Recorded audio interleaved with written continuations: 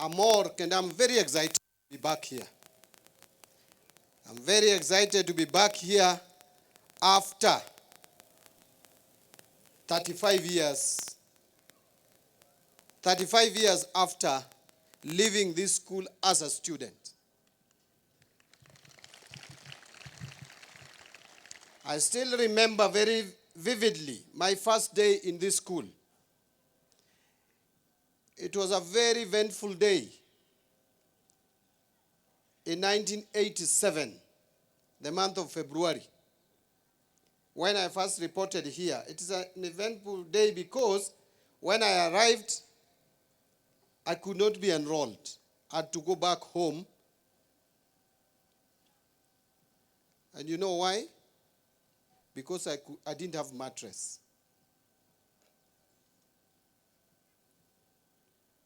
I reported here without mattress, which was a must. After my parents have struggled very hard to get for me some fees to come with, to buy a few things, but they couldn't buy mattress. I reported here. Fortunately, the deputy principal then was a very understanding man called Mr. Guna from Karachuanyu.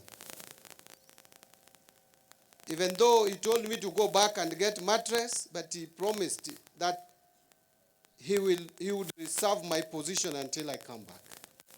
So I went back with my brother, who also was once a student here. My brother was here between 1981 and 1982 in Form 2. But because of lack of school fees, he dropped out of school. When he got some little money, he had to transfer, because if he came back here, he would have been forced to pay the fees for the year that he didn't learn. So he decided to go to Tonga and finish his studies. Again, struggled through. So when I reported here, I went back and took around 2 weeks at home before I came back. But I'm glad that when I came back, somehow, God opened doors for one of my brothers who decided to go to Kericho, do the manual work there, plucking tea, or I don't know whether it's called picking tea, and made sure that I went through my studies up to Form 4. So in 1990, I sat for my KCSE in this school. So for 4 years, I was entering that gate and leaving through that gate. Walimu, you will excuse me, but I will report to them that I did all the bad things that I know you are doing here. And I did all the good things that I know you are doing here, including sneaking through some, there used to be some panya gates behind those classes into some sugarcane plantation right there. Nowadays, I don't think that sugarcane plantation is there, but it used to be there. So we could sneak there, get sugarcane, and come back to the school. And you can't go to the dormitory with that sugarcane. So we used to sneak again behind the toilets. Toilets were down there. So hapo ndio tulikuwa tunakula miwa. Alafu unarudi.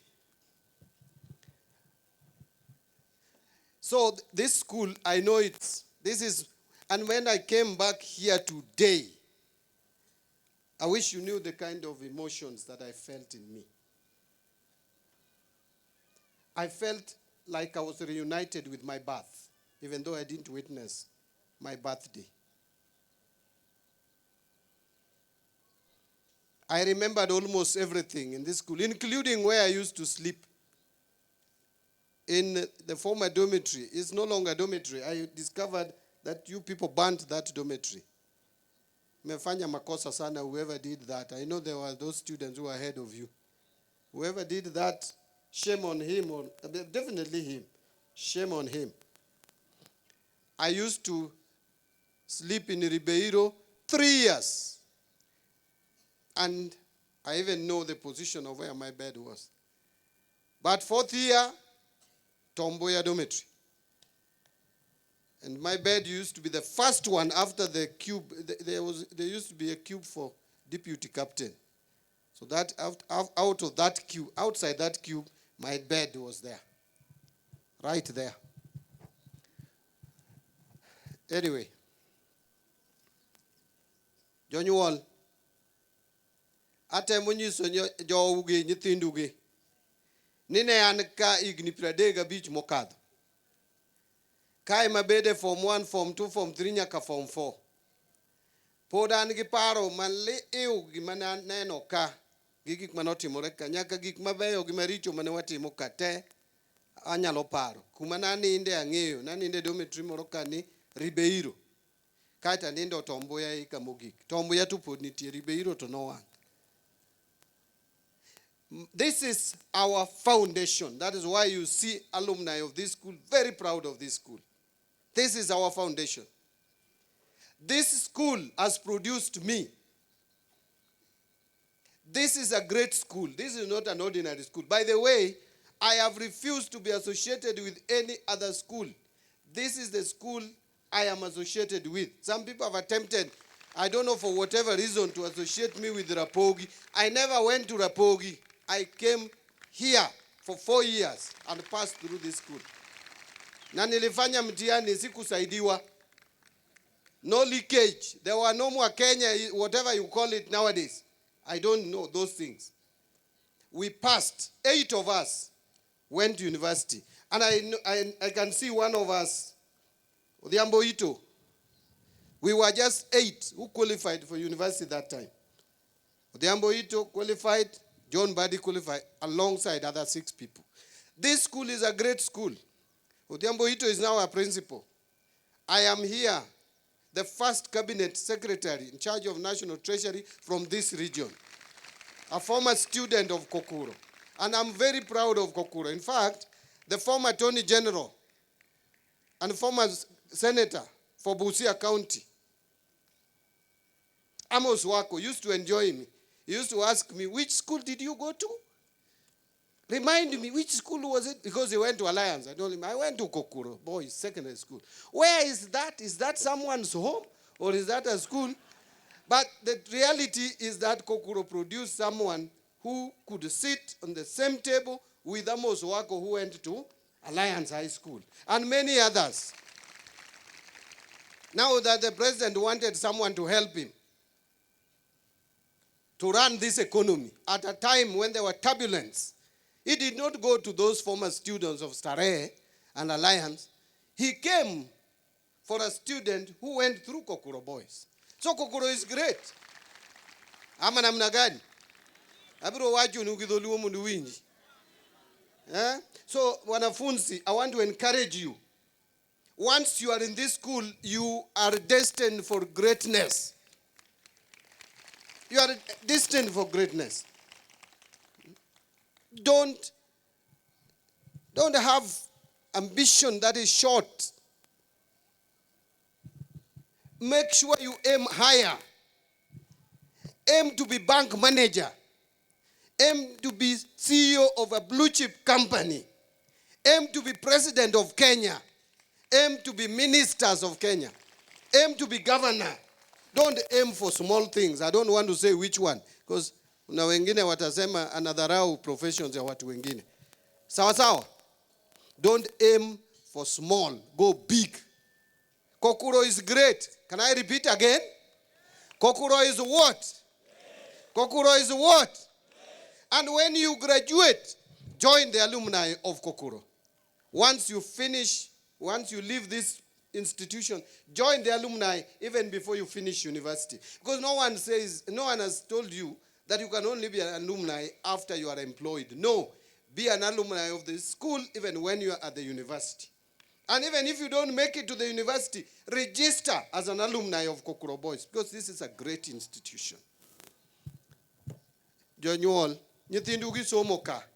Paro moro nyalo wuondo gi ni Kokuro ka ok nyal piem gi sikunde machalo Alliance. Tawachonegi ni kanyocha President Ruto dwaro ni mondo ng'ato konye mondo ran ne economy odhi kare. ne okodhi kuom joma nosomo alliance gi starego. Jo Harvard go nokodhi, nobiro mna kuom ng'ama nosomo ang'owa Kokuro emokawo. Manyiso ni Kokuro ok en skul matin. Kokuro en skul malich manyalo golo ji. Golo nyaka president mar Kenya.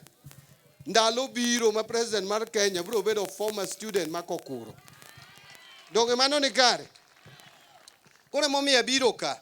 Anyalo paro in 1990 kane ane form 4. Koro adhi Rapogi, Kajdiero no Rapogi was the shining school around Gikanga. I don't know whether that is still the case. Kane adhi kuro waloro matin for 1 week. Koro adhi mondo wachak waduogi. I decided not to go home nikech gwasi bor. Na wuotho kadhi ko lor school ko yaw school na chaka wuotho gi na nyaka ka. Iwuok sa 12 okinyi idonje school sa 11 odhiambo. Koro nyamamo wa moro ne ni Rapogi. I decided ne wan gi woodmin wan wawuotho to waromo gi a student mane somo Rapogi. I still know him. I know him to date. Karomo kode to woodmin wani penjen to uloro nyaka karango ni wan waloro to wacho gin gi loro for almost 4 weeks. Tu loro mang'eny manade tu dhi timo penj. Woodmin wani to gin gi loro mna for only 1 week. Do you know what he told me? Magi kata we mna makoloro. Pod wayombo gi ayoma. Iwinjo kaka no wuoyo na gi madharau. Ambe na wacho ni ambe na dwa duoko ne madharau neno. Kech ambi ngene antit for tato kade kodi. Akone ni winjo siepa. George niluonge ni George. Jo Rapogi nyalo yombo jo Kokuro to ito kibiyomba. Those were my words. And when the results came out, I didn't know what he got. But can they register Lower Kabete campus to do BCom? And a line, can you temba nuange ka ene line? Embu biro timo BCom. Ya ajabu ni University of Nairobi kanyo bende na yombe. Koro ena kaka na yombe kacha na yombe yomba kamano nyake university. Sawa sawa. So gimoro ni nying school are uru. School ok kadhi, it is a student makadho. Sawa sawa. Koro ne wabiro ka. Na biro ka chieng moro chien kacha. Kech bang' kana asetieko school ka to kachaka aduogo mana kacheko to luonga university man. Kere chane onge technology gi. Ni bira physically. Abira physically school ka administration block ni ne duong no adiere no kare gini onge gi kore thin mana machal kama. I also didn't know it is this small. That time it was so big. Abiro I nwang'o no luonga Bachelor of Commerce adok. Achaka duogo mana kabro kaw certificate mara. Then na duogo gi my wife kabro nyise chieng moro ne wakadho e ndara ka takone ni warawi e skunda kama na some ni kawuone ne e school kama na some warao ka jopuonjo luongo the students e parade kane gibire parade ka achako pimo ne gi weche makora pimo kage. I started by telling them that in 1990 I was the academic boy of the year. Then they all started laughing. Nikajiuliza sasa ni nini nimesema? Hao wanafunzi wanachekelea nini? So when I asked the teachers told me that, none of them was born then. That is the time I got to know that I'm growing old. Then, kanyo ne gikwayo ya bas. Nabira tima rambeka, adieri ne un gigimoro kamalich. Something very funny. Tipa moro ne un goka. No neko. Koro tipa ne nawacho ni amae gima Kokuro donje. So ne wabiro gara ambeka MP be no medo pesa mwang'iewo bas. Bas no awinjo ko wacho ni oti. Erego. Ene ma ene yadja. Ene ma ene yadja. Kora wacho gi mheshimiwa. Bas ma Kokuro. Ang'o muwacho no? Ma wacho go to kawinjo. Bas ma Kokuro adhi ng'iewo kenda wuon. I'm going to buy it myself. And okadwari your support. I know kumibiro support, abiro wacho ka pesa ma CDF kelo ka. Obiro wacho ka sane kochopo na nyise ni ka proposal mobiro tere CDF board ka onge pesa ma wawinjore kode no ok dhi puodhi nikech CDF projects ipuodho kokadho ministry na. Koro wawinjore gi Walter ni pesa odhi miyowa mwamedo mwagero go administration block mwachako kawuono ni. Wawinjore mano. So bas tang'iewo kenda mondo akel ne jo Kokuro bas. Ok unyal bedo gi bas ma octogenarian. To ni ng'ama osomo ka to is the minister mar ang'owa. Koro mano to adhi kata ka akoso chiemo dweche 2 ma ok achiem achama lot to abiro make sure ni ang'iewo ni ang'owa bas. So mar ariyo na wuoyo gi jo Kenya Pipeline Foundation. Nyase wuoyo kodgi giwacho ni gibiro miyo pesa deriyo. The first allocation principle kapok awuok adwa mi contact ma Jo Sang, the managing director mar Kenya Pipeline, ma bende a chairman mar foundation mar pipeline. Mondo November your pipeline bro miu 10 million. Then next year begichagi medo 10 million. So 20 million no adwa no uger go double story or whatever story dormitory. Kai geger go ang'owa dormitory. Kai wawinjore. So mano na se wuoyo gi managing director Jo Sang ne wan kode gokinyi gi Walter ne neno ka wawinjore wachiwo instruction otimo mano. Koro ibiro kawo contact ne mondo utudru kode. Wawinjore kanyo. Modong wabiro loso bang'e. Gik moko iloso na mos. So kamano. Mogi nyithindo gi ka biro kama to ging'eyo ni old boy otimone nani obiro. Abiro wenu 1,100 ming'iewo negi godhiang' ma gichamo. Koro mano yo bwana principal utakuja uchukue wapi wale wako na wanawekanga pesa yangu. We leta 1,100 nipatie huyo nimalizane na hiyo deni.